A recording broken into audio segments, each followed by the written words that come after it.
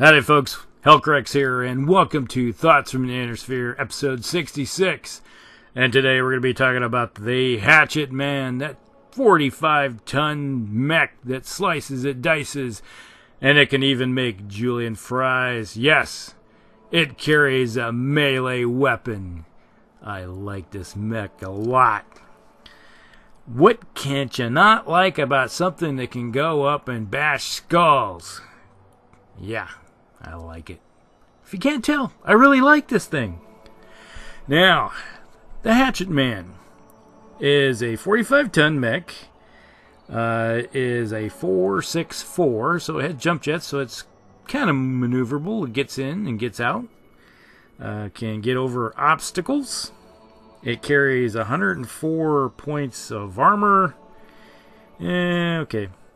And then we have the weaponry. It carries an AC-10 with 2 tons of ammo, 2 medium. Okay, the AC-10 is in the right torso, so don't forget about that.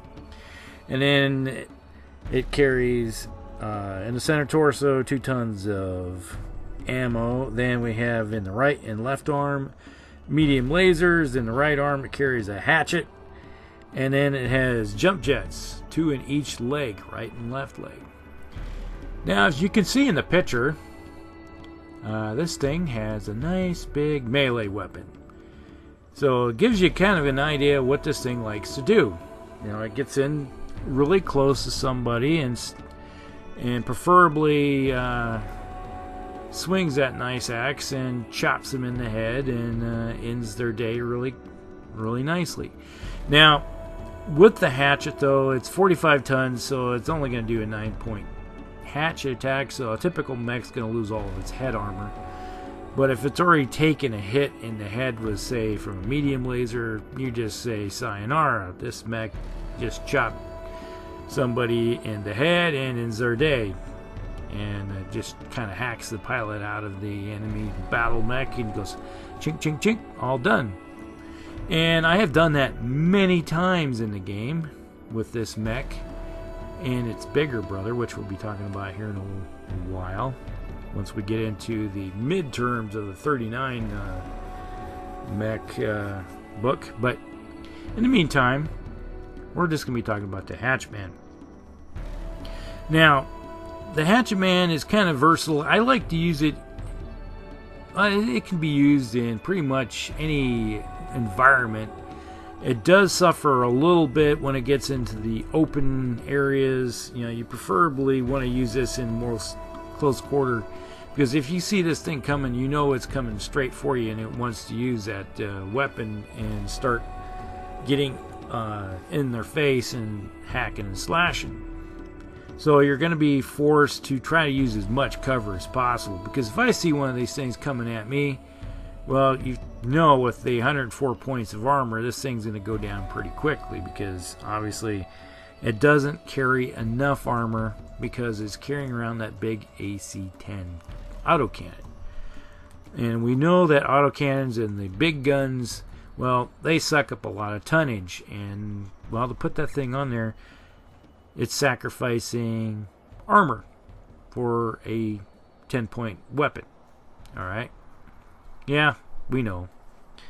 So, typically when I'm using this thing, I'm looking for as many ways as possible to get as much cover and give myself as many modifiers to prevent damage to myself. You know, basically, like I've been saying for the last year, is that you have to, with some mechs, you have to look downrange and figure out where you're going to put this thing to maximize its ability to shrug off the potential of getting hit, okay? So you're going to be looking downrange like, okay, I can move 6 so I can get into this position, or I can jump 4, I can get into this position. And then with the autocannon, yeah, you're going to be shooting out 18, so, and you do have 20 shots with it, so you do have a long-term possibility of keeping it on the battlefield with some direct fire weapon that's going to attract some attention, because when you get hit with a 10-point shot, either from a PPC or an AC-10, individuals gotta go, okay, where did that come from? And they're gonna be looking. And if you get somebody that's never played against one of these things, they might overlook it. It's just a 45 tonner, it's just a medium mech. Well, when they get hit with a 10-point shot, it's the same thing as like getting hit from a Panther. Oh, it's just a light mech, I'm not worried about it. And then when it hits with that PPC, then they go, ooh, maybe I should knock that thing down and put a little fire down on that thing and then take it out. That's what it's going to do. It's going to start attracting attention, and they're going to want to get rid of that thing. So that's why you have to look ahead when using this mech, to get into positions where you're not going to get stomped on, because you want to be the stompee or the stomper. You would rather be the stomper, right? You want to stomp on things. So now, if you get this thing into a city fight, this is where close quarters, where you're looking at where individuals are almost point blank range.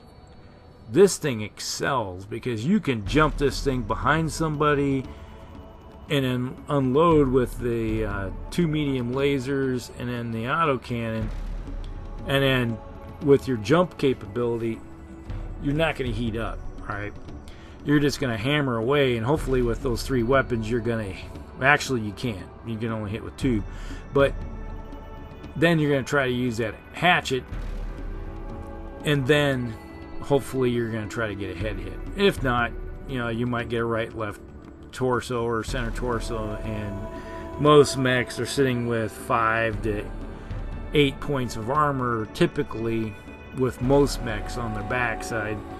And then if you hit them in any of those locations, you're going right into crit chance with a hatchet.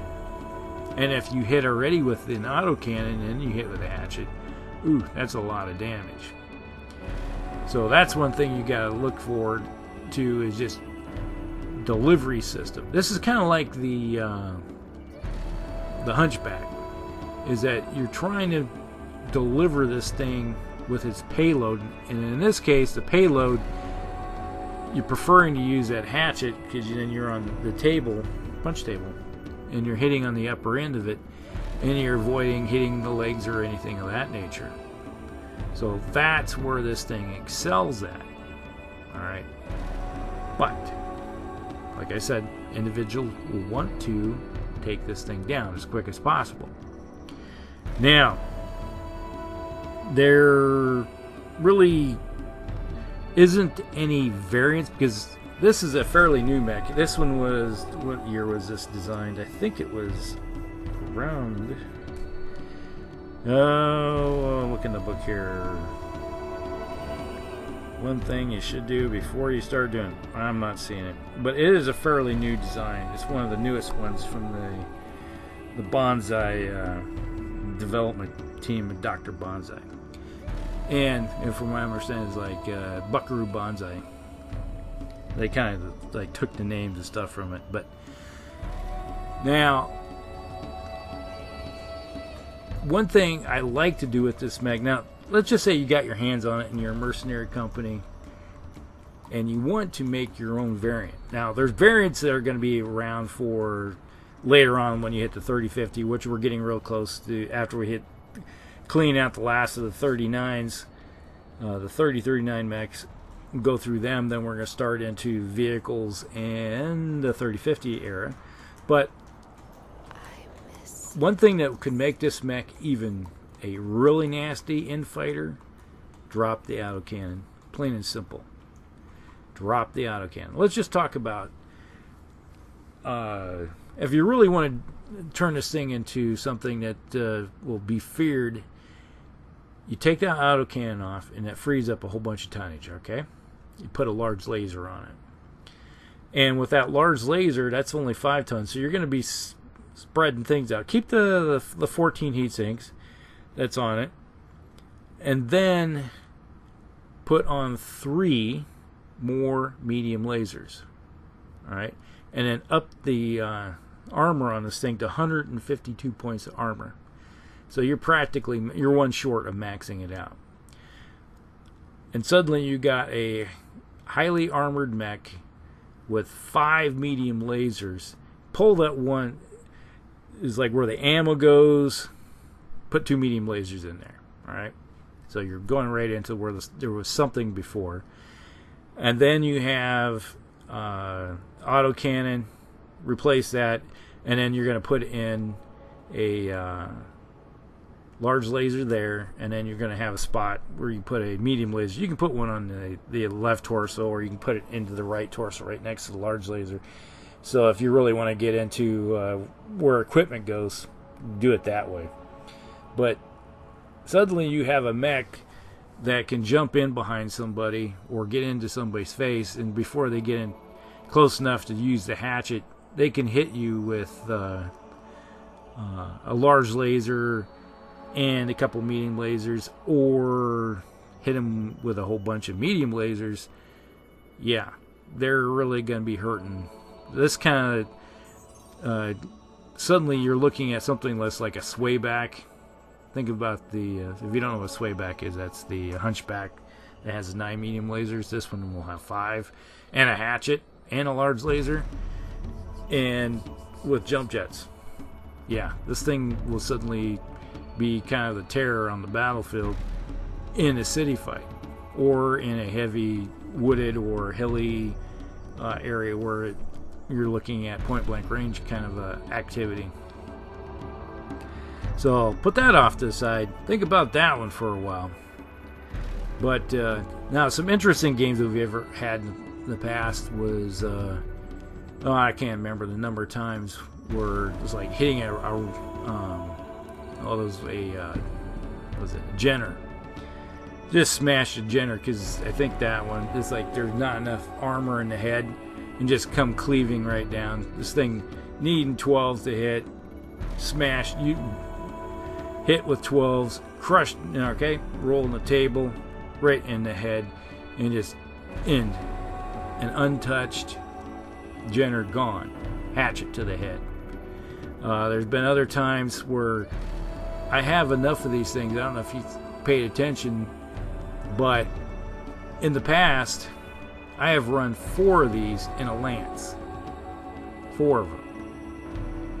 Is a hunter-killer type of thing, where going into a city and they just suddenly pile in on somebody and just beat something down atrociously. So they just like, oh my gosh, it's like chop, chop, chop. And suddenly you can watch a Atlas. It's like, yeah, okay, you got your Atlas, and you just suddenly take 2 hatchet head shots to the head. No more Atlas. 2 45 tonners just took out a 100 tonner and nothing flat. I've done that before. I've taken out other assault mechs in one turn with this type of lance, just running them all together and just swarming on something, get in there and just chop, chop, chop, and it's done. That is something that can be feared on the battlefield quite a bit. Now, imagine this with a lance with 3 hatchetmen, and you're going to throw an axeman in, which we'll be talking about later on. That thing will put an end to any mech with one swing of its giant axe. We'll be talking about that in a little bit. Alright, so if you got any questions or any wonderful stories about this thing, put them down below. You know, I'd love to hear about your stories about the Hatchetman. I just love this thing.